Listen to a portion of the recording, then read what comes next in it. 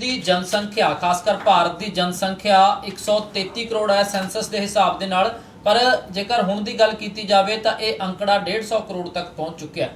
ਵੱਡੀ ਖਬਰ ਇਸ ਮਾਮਲੇ ਦੇ ਵਿੱਚ ਤੁਹਾਨੂੰ ਦੱਸ ਰਿਹਾ ਕਿਉਂਕਿ ਬਹੁਤ ਸਾਰੇ ਲੋਕ ਇਹ ਮੰਨਦੇ ਨੇ ਕਿ ਸਭ ਤੋਂ ਵੱਡੀ ਜੇਕਰ ਕੋਈ ਸਮੱਸਿਆ ਹੈ ਉਹ ਹੈਗੀ ਆਬਾਦੀ ਦੀ। ਤਾਂ ਆਬਾਦੀ ਨੂੰ ਲੈ ਕੇ ਬਹੁਤ ਸਮੇਂ ਤੋਂ ਇਹ ਮੰਗ ਕੀਤੀ ਜਾ ਰਹੀ ਸੀ ਕਿ ਇੱਕ ਕਾਨੂੰਨ ਬਣਨਾ ਚਾਹੀਦਾ ਹੈ, ਜਿਸ ਢੰਗ ਦੇ ਨਾਲ ਚਾਈਨਾ ਦੇ ਵਿੱਚ ਕਾਨੂੰਨ ਬਣਿਆ ਸਿੰਗਲ ਚਾਈਲਡ ਦਾ, ਉਸੇ ਢੰਗ ਦੇ ਨਾਲ ਭਾਰਤ ਦੇ ਵਿੱਚ ਵੀ ਕਾਨੂੰਨ ਬਣਨਾ ਚਾਹੀਦਾ। ਪਰ ਹੁਣ यूपी सरकार, योगी सरकार इस गल की पहल करन जा रही है।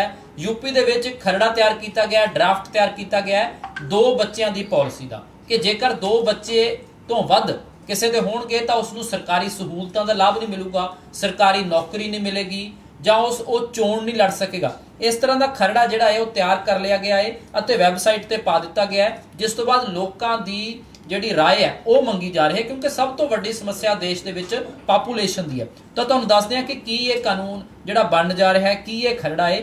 ਜਨਸੰਖਿਆ ਤੇ ਲਗਾਮ ਲਾਉਣ ਦੇ ਲਈ ਇਹ ਜਿਹੜਾ ਕਾਨੂੰਨ ਹੈ ਇਹ ਬਣਾਉਣ ਦੀ ਤਿਆਰੀ ਕੀਤੀ ਜਾ ਰਹੀ ਹੈ। ਜੇਕਰ 2 ਤੋਂ ਜ਼ਿਆਦਾ ਬੱਚੇ ਹੁੰਦੇ ਨੇ ਤਾਂ ਸਰਕਾਰੀ ਨੌਕਰੀ ਨਹੀਂ ਮਿਲੇਗੀ, ਚੋਣ ਲੜਨ ਤੇ ਰੋਕ ਲੱਗੇਗੀ।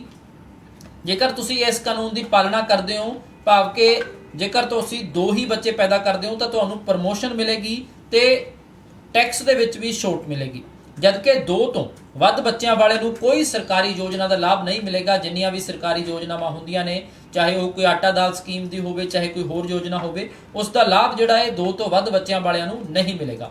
राशन कार्ड दे विच 4 तो वध मैंबर शामिल नहीं किए जाणगे। यूपी च कानून का ड्राफ्ट तैयार कर लिया गया है।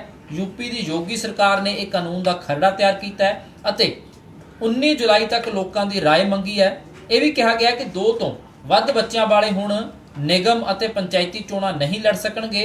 ਪਹਿਲਾ ਬੱਚਾ ਹੋਣ ਤੋਂ ਬਾਅਦ ਜੇਕਰ ਜੁੜਵਾ ਬੱਚੇ ਪੈਦਾ ਹੁੰਦੇ ਨੇ ਤਾਂ ਉਹਨਾਂ ਤੇ ਇਹ ਕਾਨੂੰਨ ਲਾਗੂ ਨਹੀਂ ਹੋਵੇਗਾ। ਹਾਲਾਂਕਿ ਇਹ ਵੀ ਕਿਹਾ ਗਿਆ ਕਿ ਤੀਜੇ ਬੱਚੇ ਨੂੰ ਗੋਦ ਲੈਣ ਤੇ ਰੋਕ ਨਹੀਂ ਹੋਵੇਗੀ। ਸਰਕਾਰੀ ਕਰਮਚਾਰੀਆਂ ਤੋਂ ਲਿਖ ਕੇ ਲਿਆ ਜਾਵੇਗਾ ਕਿ ਉਹ ਇਸ ਕਾਨੂੰਨ ਦਾ ਉਲੰਘਣ ਨਹੀਂ ਕਰਨਗੇ, ਭਾਵ ਕਿ ਸਰਕਾਰੀ ਨੌਕਰੀ ਪਹਿਲਾਂ ਮਿਲ ਜਾਂਦੀ ਹੈ, ਵਿਆਹ ਬਾਅਦ ਦੇ ਵਿੱਚ ਹੁੰਦਾ ਹੈ, ਬੱਚੇ ਬਾਅਦ ਦੇ ਵਿੱਚ ਹੁੰਦੇ ਨੇ। ਜੇਕਰ 2 ਤੋਂ ਵੱਧ ਬੱਚੇ ਹੋਣਗੇ ਤਾਂ ਉਹਨਾਂ ਦੀ ਨੌਕਰੀ ਵੀ ਜਾ ਸਕਦੀ ਹੈ ਤੇ ਉਹਨਾਂ ਤੋਂ ਪਹਿਲਾਂ ਲਿਖ ਕੇ ਲਿਆ ਜਾਵੇਗਾ ਕਿ ਅਸੀਂ ਇਸ ਕਾਨੂੰਨ ਦੀ ਪੂਰੀ ਤਰ੍ਹਾਂ ਨਾਲ ਪਾਲਣਾ ਕਰਾਂਗੇ। ਤਾਂ ਯੂਪੀ ਸਰਕਾਰ ਦੇ ਵੱਲੋਂ, ਯੋਗੀ ਸਰਕਾਰ ਦੇ ਵੱਲੋਂ ਇਹ ਜਿਹੜਾ ਕਾਨੂੰਨ ਹੈ ਇਸ ਦਾ ਖਰੜਾ ਤਿਆਰ ਕੀਤਾ ਗਿਆ ਹੈ। ਜਨਸੰਖਿਆ ਨਿਯੰਤਰਣ ਕਾਨੂੰਨ ਦਾ ਡਰਾਫਟ ਹੈ ਜਿਹੜਾ ਉਹ ਤਿਆਰ ਕਰ ਲਿਆ ਗਿਆ ਹੈ ਅਤੇ ਜਿਹੜੇ ਇਸ ਮਾਮਲੇ ਦੇ ਵਿੱਚ ਜਿਨ੍ਹਾਂ ਨੇ ਇਹ ਤਿਆਰ ਕੀਤਾ ਉਹਨੇ ਜਸਟਿਸ ਆਦਿਤਿਆ ਨਾਥ ਮਿੱਤਲ, ਜਿਨ੍ਹਾਂ ਨੇ ਪਹਿਲਾਂ ਜਿਹੜਾ ਡਰਾਫਟ ਹੈ ਤਿਆਰ ਕੀਤਾ ਸੀਗਾ।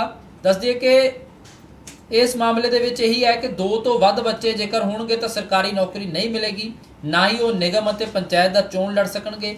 ਰਾਸ਼ਨ ਕਾਰਡ ਦੇ ਵਿੱਚ 4 ਤੋਂ ਵੱਧ ਲੋਕਾਂ ਨੂੰ ਜਗ੍ਹਾ ਨਹੀਂ ਮਿਲੇਗੀ ਅਤੇ 21 ਸਾਲ ਦੀ ਉਮਰ ਤੋਂ ਵੱਧ ਨੌਜਵਾਨ ਅਤੇ 18 ਸਾਲ ਤੋਂ ਵੱਧ ਉਮਰ ਦੀਆਂ ਲੜਕੀਆਂ ਤੇ ਇਹ ਐਕਟ ਲਾਗੂ ਹੋਵੇਗਾ। ਅਤੇ ਇਹ ਵੀ ਕਿਹਾ ਗਿਆ ਹੈ ਕਿ ਆਬਾਦੀ ਕੰਟਰੋਲ ਸੰਬੰਧੀ ਜਿਹੜਾ ਪਾਠਕ੍ਰਮ ਹੈ ਉਹ ਸਕੂਲਾਂ ਦੇ ਵਿੱਚ ਵੀ ਪੜ੍ਹਾਇਆ ਜਾਵੇ।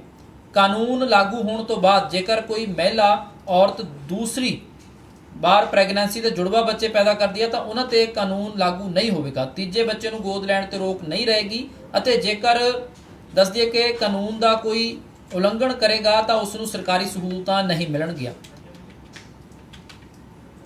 ਅਤੇ ਇਹ ਵੀ ਕਿਹਾ ਗਿਆ ਕਿ 1 ਚਾਈਲਡ ਪਾਲਿਸੀ ਜੇ ਕੋਈ ਅਪਣਾਉਂਦਾ ਹੈ ਤਾਂ ਉਸ ਨੂੰ ਫ੍ਰੀ ਐਜੂਕੇਸ਼ਨ ਦਿੱਤੀ ਜਾਊਗੀ ਅਤੇ 1 ਚਾਈਲਡ ਪਾਲਿਸੀ ਜੇ 2 ਬੱਚੇ ਨਹੀਂ ਤੁਸੀਂ ਪੈਦਾ ਕਰਦੇ, ਸਿਰਫ 1 ਬੱਚਾ ਪੈਦਾ ਕਰਦੇ ਹੋ ਤਾਂ ਤੁਹਾਨੂੰ ਖਾਸ ਸਹੂਲਤਾਂ ਦਿੱਤੀਆਂ ਜਾਣਗੀਆਂ। ਇਹ ਵੀ ਕਿਹਾ ਗਿਆ ਕਿ 1 ਚਾਈਲਡ ਪਾਲਿਸੀ ਸਵੀਕਾਰ ਕਰਨ ਵਾਲੇ BPL ਸ਼੍ਰੇਣੀ ਦੇ ਮਾਤਾ ਪਿਤਾ ਨੂੰ ਵਿਸ਼ੇਸ਼ ਤੌਰ ਤੇ ਸਹੂਲਤਾਂ ਦਿੱਤੀਆਂ ਜਾਣਗੀਆਂ। ਪਹਿਲਾ ਬੱਚਾ ਪੈਦਾ ਹੋਣ ਤੇ ਤੁਹਾਨੂੰ ਜਦੋਂ ਬਾਲਿਗ ਹੋ ਜਾਏਗਾ ਤਾਂ 77,000 ਰੁਪਇਆ ਦਿੱਤਾ ਜਾਊਗਾ। ਜੇਕਰ ਲੜਕਾ ਹੋਇਆ ਤਾਂ 77,000 ਦਿੱਤਾ ਜਾਊਗਾ, ਜੇਕਰ ਲੜਕੀ ਹੁੰਦੀ ਹੈ ਤਾਂ 1 ਲੱਖ ਰੁਪਇਆ ਦਿੱਤਾ ਜਾਊਗਾ ਅਤੇ 20 ਸਾਲ ਦੀ ਉਮਰ ਤੱਕ ਮੁਫਤ ਪੜ੍ਹਾਈ ਜਿਹੜੀ ਹੈ ਉਹ ਵੀ ਕਰਾਈ ਜਾਊਗੀ। ਦੱਸਦੇ ਕਿ ਇਸ ਮਾਮਲੇ ਦੇ ਵਿੱਚ 19 ਜੁਲਾਈ ਤੱਕ ਜਨਤਾ ਤੋਂ ਜਿਹੜਾ ਰਾਏ ਹੈ ਉਹ ਮੰਗੀ ਗਈ ਹੈ ਅਤੇ ਉਸ ਤੋਂ ਬਾਅਦ ਡਰਾਫਟ ਨੂੰ ਪੇਸ਼ ਕੀਤਾ ਜਾਊਗਾ ਤੇ ਇਸ ਮਾਮਲੇ ਦੇ ਵਿੱਚ ਨਵੀਂ ਜਨਸੰਖਿਆ ਨੀਤੀ ਜਿਹੜੀ ਆ ਉਹ ਤਿਆਰ ਕੀਤੀ ਜਾ ਰਹੀ ਹੈ। ਹਾਲਾਂਕਿ ਜਿਹੜੇ ਇਸ ਡਰਾਫਟ ਤਿਆਰ ਕਰ ਰਹੇ ਨੇ, ਖਰੜਾ ਤਿਆਰ ਕੀਤਾ ਜਸਟਿਸ ਆਦਿਤਿਆ ਮਿੱਤਲ, ਉਹਨਾਂ ਨੇ ਕਿਹਾ ਕਿ ਅਸੀਂ ਕਿਸੇ ਵੀ ਧਰਮ ਦੇ ਵਿਸ਼ੇਸ਼ ਧਰਮ ਦੇ ਖਿਲਾਫ ਨਹੀਂ ਆ ਅਤੇ ਅਸੀਂ ਇਹ ਕਾਨੂੰਨ ਇਸ ਕਰਕੇ ਬਣਾਉਣਾ ਚਾਹੁੰਦੇ ਹਾਂ ਤਾਂ ਕਿ ਜਨਸੰਖਿਆ ਤੇ ਨਿਯੰਤਰਣ ਹੋ ਸਕੇ, ਆਬਾਦੀ ਤੇ ਕੰਟਰੋਲ ਹੋ ਸਕੇ। ਜੇਕਰ ਹੁਣ ਤੋਂ ਇਹ ਡਰਾਫਟ ਵਿਧਾਇਕ ਬਣਦਾ, ਵਿਧੇयक ਦੇ ਵਿੱਚ ਕਾਨੂੰਨ ਬਣਦਾ ਤਾਂ 1 ਸਾਲ ਬਾਅਦ ਇਸ ਨੂੰ ਲਾਗੂ ਕਰ ਦਿੱਤਾ ਜਾਊਗਾ। ਤਾਂ ਦੱਸ ਦਈਏ ਕਿ ਸਭ ਤੋਂ ਪਹਿਲਾਂ ਇਹ ਕਾਨੂੰਨ यूपी ਦੇ ਵਿੱਚ ਬਣਨ ਜਾ ਰਿਹਾ ਹੈ। यूपी ਦੀ ਆਬਾਦੀ ਦੀ ਗੱਲ ਕੀਤੀ ਜਾਵੇ ਤਾਂ ਕਰੀਬ 25 ਕਰੋੜ ਦੇ ਕਰੀਬ ਆਬਾਦੀ ਆ यूपी ਦੀ। ਬਹੁਤ ਵੱਡੀ ਜਨਸੰਖਿਆ, ਹਾਲਾਂਕਿ ਦੇਸ਼ ਦੀ ਜਨਸੰਖਿਆ ਵੀ ਬਹੁਤ ਹੈ। ਤੁਸੀਂ ਜਿੱਥੇ ਵੀ ਜਾਂਦੇ ਹੋ ਤੁਹਾਨੂੰ ਲੋਕ ਹੀ ਲੋਕ ਨਜ਼ਰ ਆਉਣਗੇ। ਓਵਰ ਪਾਪੂਲੇਟਡ ਕੰਟਰੀ ਆ ਭਾਰਤ। ਬਹੁਤ ਸਮੇਂ ਤੋਂ ਇਹ ਮੰਗ ਵੀ ਕੀਤੀ ਜਾ ਰਹੀ ਹੈ ਕਿ ਆਬਾਦੀ ਦਾ ਕੰਟਰੋਲ ਦਾ ਕਾਨੂੰਨ ਆ ਜਿਹੜਾ ਉਹ ਬਣਨਾ ਚਾਹੀਦਾ ਹੈ, ਨਹੀਂ ਤਾਂ ਤੁਸੀਂ ਆਉਣ ਵਾਲੇ ਸਮੇਂ ਦੇ ਵਿੱਚ ਸਭ ਤੋਂ ਵੱਧ ਜਿਹੜੀ ਆਬਾਦੀ ਹੈ ਉਹਦੇ ਵਿੱਚ ਭਾਰਤ ਨੰਬਰ 1 ਹੋ ਜਾਵੇਗਾ।